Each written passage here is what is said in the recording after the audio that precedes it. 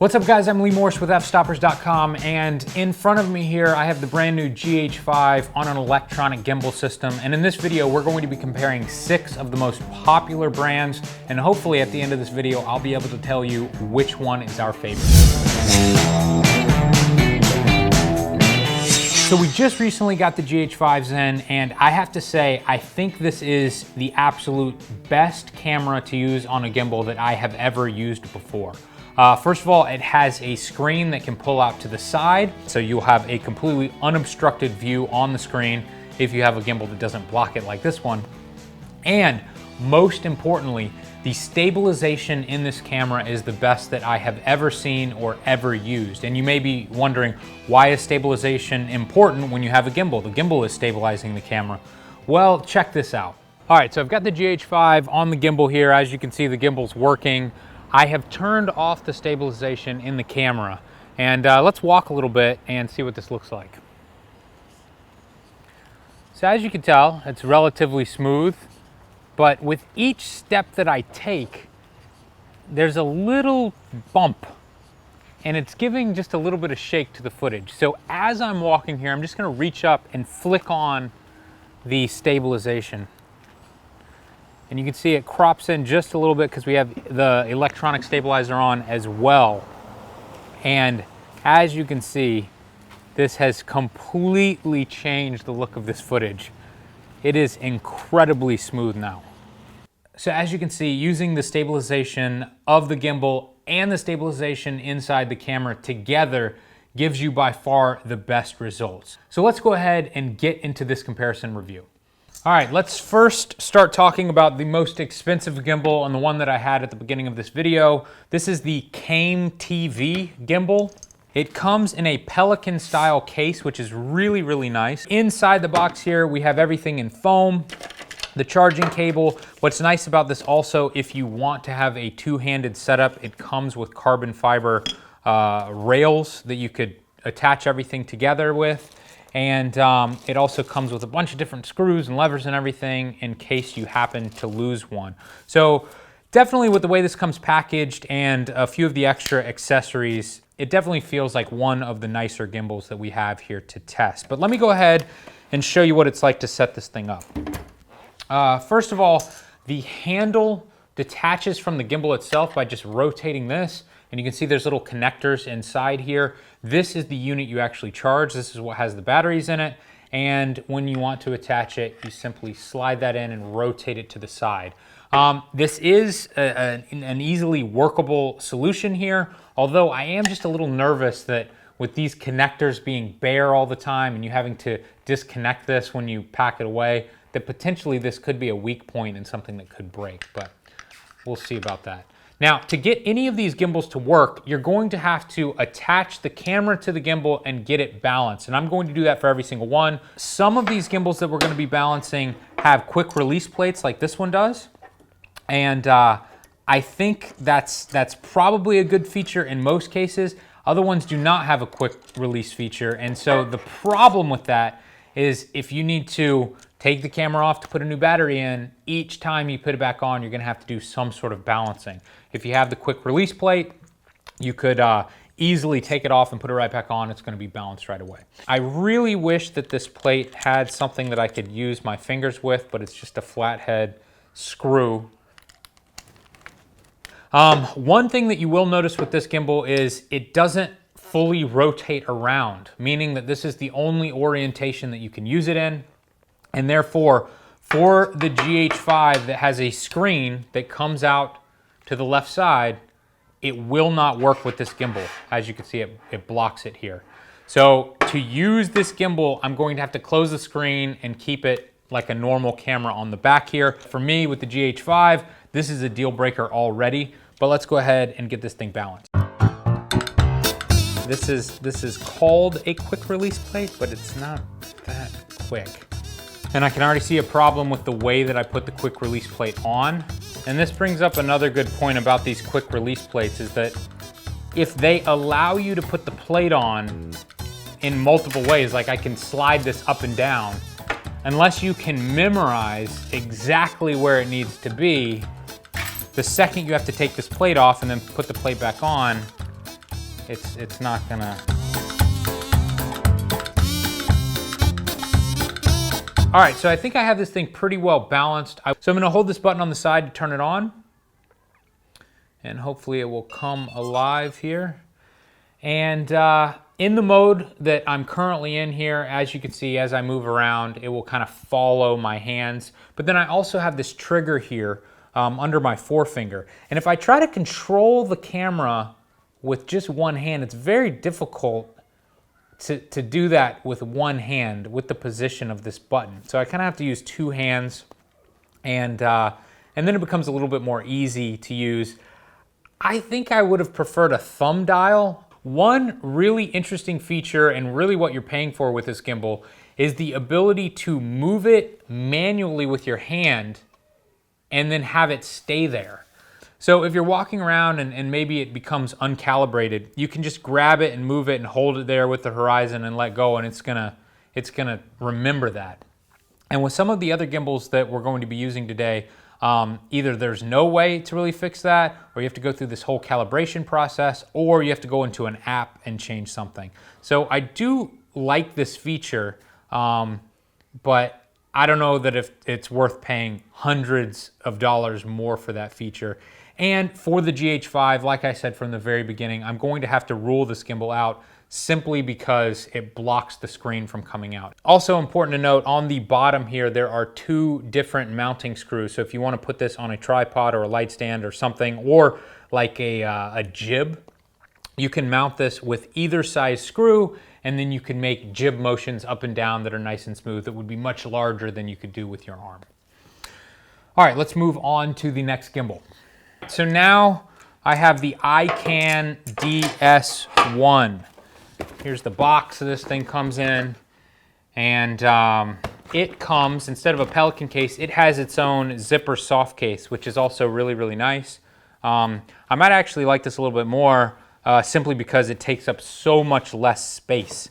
So if you want to throw it in another bag or whatever, this is going to fit, whereas the Pelican from the last one would not. The way this one charges, if you unscrew the bottom here, it has batteries in this little tube thing. You can charge this thing up by plugging a little micro USB into there, sliding it back in, and screwing on the bottom. This one also has a quick release plate, and I am so excited to screw this in again. And once again, it's just this little flat screw, and the whole thing is toolless, and then you have to use a tool to get the plate on the camera. I hate that. I just want the thing that I can grab with my finger. You know, if there's something in common about these quick release plates, it's that they're not quick. They're not quick at all. All right, I think we're pretty well balanced here. There's a little button here under the knob in the front. Oh, and I forgot, let me flip my screen out, because this one allows me to flip the screen out. Yeah, that's right, I forgot. So I forgot to put the screen out, now I have to rebalance it. All right, so we've run into a bit of a problem here. When the screen is out, the way that I want it, it's unbalanced, and there's no way for me to balance it with the plate the way it is right now. Now, it comes with another plate that you can use in conjunction with that plate, and you can use this plate to balance hard to balance cameras. I'm not going to get into that because there's some other issues that I have with this gimbal, and there's actually a big brother of this gimbal that we're going to talk about next. And I'm just going to assume that I could have balanced it with that other plate, but that's going to add a whole nother level of confusion, and I'm already getting really frustrated trying to balance all these things, so I don't want to deal with that right now. All right, so this thing is on now, and I don't know if this is going to come through in the video very well, but as I'm moving this around, I'm feeling vibrations and stuff that I haven't felt in any of the other gimbals that we've tested. Also, this gimbal, I don't know if you can see this, but it seems to have a bit of a tilt to the side, and it does not have the same feature that allows you to hold in place. It's just going to keep fighting me, and then it's going to put itself there. It almost feels like this gimbal isn't rated for a camera this heavy or something. it works okay, but there's just this vibration in it that is not as smooth as anything else that I have tested. The other strange thing about this gimbal and the next one that we're about to test and the first one that we tested is once again, the remote is on the front. And it's just kind of difficult for me to grip this thing and use my forefinger to control it. Two hands makes it much easier, but then that kind of defeats the purpose to me. Let's move up to the big brother of this guy. All right, next up, this is the ikan, I'm not gonna flip it around, you get the idea, EC1. And this one has the same feature as the Came TV, which allows you to grab it and move it and position it. It's also a good bit more powerful, I think. It does not work the same way as the last one. So once again, I have to put on one of these ultra convenient quick release plates, my favorite. So, I can't believe this is an actual problem with this one. But the way that this thing is built, and I don't know if it has to do with the screw mount in the GH5, but I can screw this down as tight as it will go, and I can still move this plate. That's a massive problem already. I'm gonna try to just make it work anyway. And notice a big difference with the style of these gimbals and the very first one is that they can go either way, which is really nice. So if you had some crazy camera where the screen went out this way, you could set it up that way. But for me, I'm going to remember to put the screen out this time to balance it with the screen out. Okay, let's turn this guy on. So far, this is my favorite gimbal that we've used, simply because I can get the screen out to the side very easily. It's relatively easy to balance, although the quick release plate, for some reason, does not tighten all the way on this camera. I am noticing though that as I use this thing just sitting here, it's kind of tilting to the left, and I don't know why it would do that. This one does have the feature that I can grab and place it wherever and it will just stay there, which is really nice. That's basically what you're paying for. And of course, the control button is on the front. Still feels a little bit weird to me. I like using my thumb for that, but it does work really, really well. So it's kind of nice that it shows you the battery life back here. It also tells you what mode you're in. You can actually see it rather than just trying to guess like the other ones. One other interesting thing about this gimbal, not only does it have the screw mount on the bottom for you to put on a jib or a tripod or whatever, it also has a screw mount on the side, which is pretty nice. And they claim that you can use this for a video monitor if you wanted to. However, I can't give this one a glowing review either, just because I don't really like the placement of this D-pad. And of course, the quick release plate is horrible. I don't know if that's a problem with the plate or a problem with the GH5, but it just does not hold this thing steady at all. Watch this, I can just rotate the whole camera off this axis. It's crazy. So let's move on to the next gimbal. All right, so this is the next gimbal up. This is the MG Lite 3-axis gimbal for mirrorless cameras by Feiyu-Tech. And let's see if we can get this one balanced in a realistic amount of time. So this one has screws on the bottom, but it has the little finger pieces so that I can use my fingers. I do really appreciate that. All right, so I've taken this quick release plate off, and of course there's no arrow or anything to tell you which direction you should place this plate on the camera. It's very confusing. Okay, there's a problem I see already. This one is made to be mounted with the arm on this side, which is a problem because of our screen. So I don't think this one will work with the screen out. So we got things balanced. I've turned this thing on and it is working pretty well. I definitely like the form factor of this. It's, I believe, the smallest one that I've used so far. However, being that I have to mount the camera in this orientation, this one appears to be blocking the screen in the back more than any of the other ones, which is obviously a huge problem. So, especially for the GH5, I could not recommend this gimbal. Now, feeling it work right now, it's very smooth. I can feel just the slightest bit of jitter or drag or like strain in the motors. The thumb button is on the back. I think it's much easier to control the camera from the back than it is the front with your forefinger, so I do really appreciate that. And I believe with this one, you can just plug in the unit itself to charge it up, which is nice. Makes it a little bit easier than having to charge the battery separately. Overall, I would recommend this gimbal for any camera that doesn't necessarily have the pop-out screen. All right, so the next gimbal up is the Glide Gear gimbal. And when I got this, it looked very familiar to me. It's like, this looks just like the other one that we're accustomed to using. And so this was going to be the final one that we reviewed, which is the Zhiyun Crane. And I realized that this is not just a similar product. This is actually the exact same product with just a different sticker on it. All right, so the Zhiyun is the one that we've been using for a while now, and we thought it was pretty good, but I was excited to test out all of the other gimbals that we recently gotten for the GH5 and make sure that we had the best one, or at least our favorite one. And let me tell you real quick about what I like about this gimbal. First of all, it has the thumb pad on the back, just like the last one that we reviewed. I think that's much easier to deal with, much easier to control than trying to do it with your forefinger.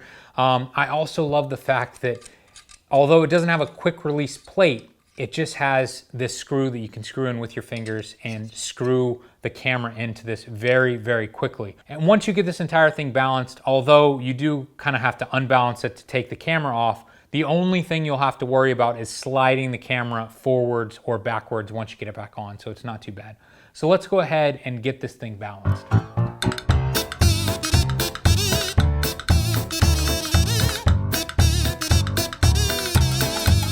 All right, I think we are pretty well balanced here. So I'm gonna go ahead and cut this on, and it should spin around.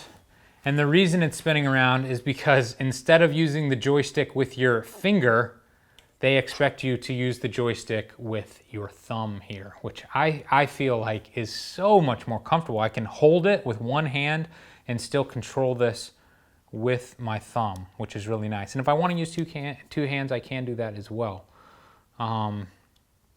Now, if I want to change the modes on this, right now if I tilt this up or down, it's not going to do anything. I can simply tap this D-pad on the back twice. And then as I'm tilting up and down, it's going to follow my tilt. If I do it 3 times, you can see now it's spinning around. I can use it kind of like as a selfie stick type thing. And I can also use it to change the axis here. So if I want to tilt from one side to the other, you can do that as well, which is pretty cool.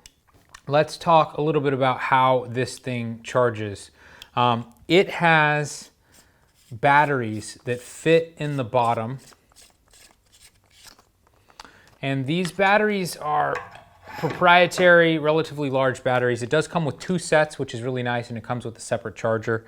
I haven't done any battery life tests with this product, but I can tell you we use it for hours and it hasn't died on us yet.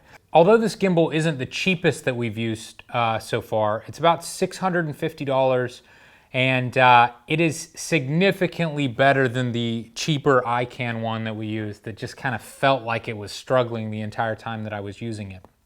Now, it is cheaper and you're not going to have the ability to place it in a location and have it sit there. It's gonna always wanna go back to center, which to me is fine as long as it keeps the horizon perfect.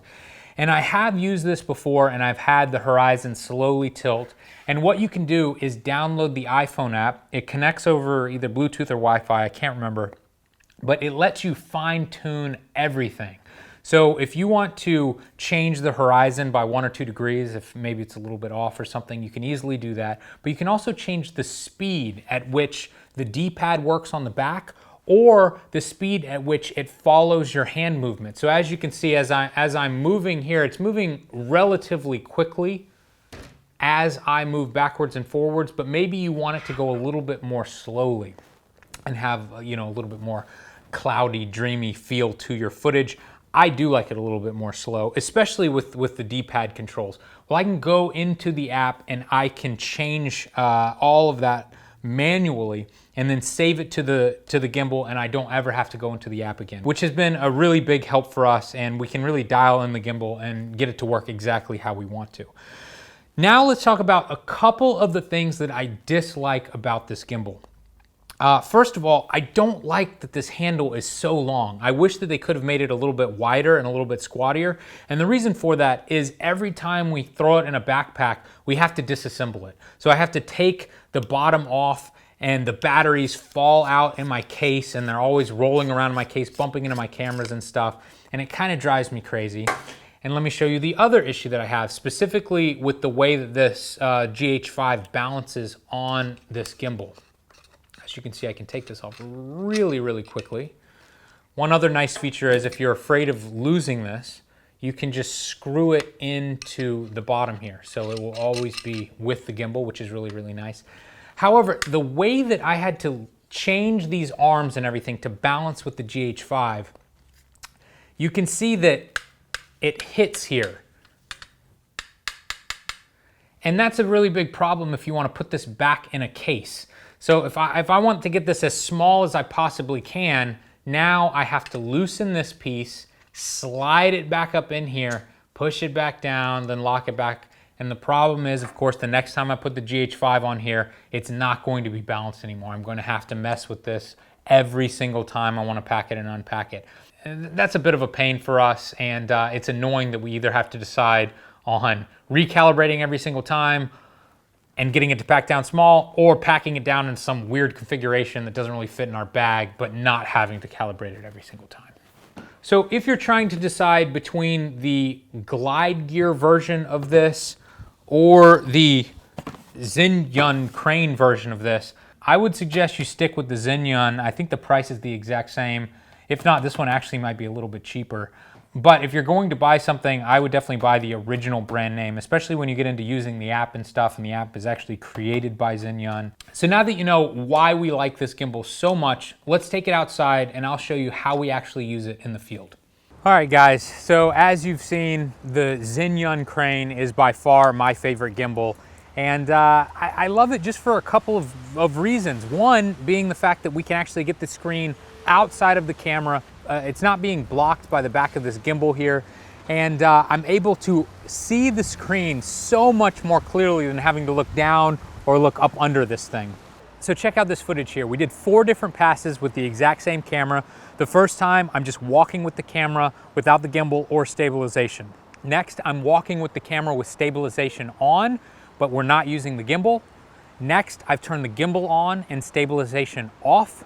And in this final shot, we have the gimbal turned on, we have stabilization turned on, and that includes 3 types of stabilization: digital stabilization, lens stabilization, and the sensor stabilization. As you can see, this is by far the smoothest looking footage. Now keep in mind, the electronic stabilization won't necessarily work as well with other cameras that are out. I know the A7S II has incredible low light capability, but it also has really bad rolling shutter.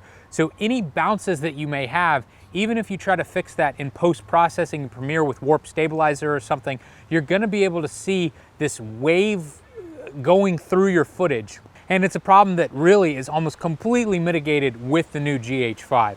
So guys, that's basically it. I was pleasantly surprised with how much I did like this gimbal when I compared it to the much more expensive models. This was the first one that we happened to buy, and it ended up being our favorite at the same time, which is absolutely great. And for 650 bucks, I really don't think you can beat it. If you're looking for something that can stabilize a mirrorless camera that you might own, I really cannot recommend this enough.